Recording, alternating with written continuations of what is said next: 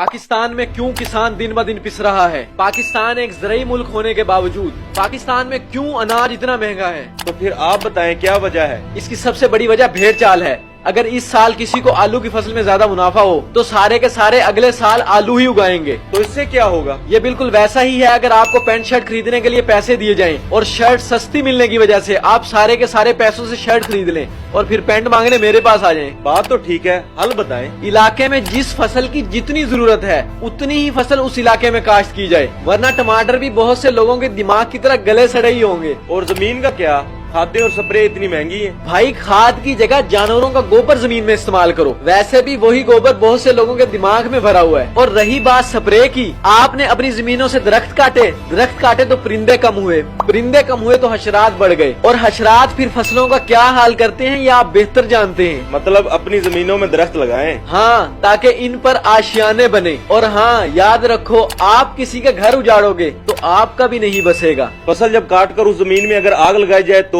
जमीन में आग लगाने से जमीन की जरखेजी कम हो जाती है और ऐसे इंसेक्ट्स जो जमीन के लिए फायदेमंद होते हैं वो जलकर मर जाते हैं और फिर उस जमीन में फसल ग्रो नहीं करती। वैसे जमीन नू मां कहंदे हो, फिर अपनी मां नू अग लांदे हो, तुसी ये की कहानी पांदे हो? अपने आप नू फुद्दू लांदे हो।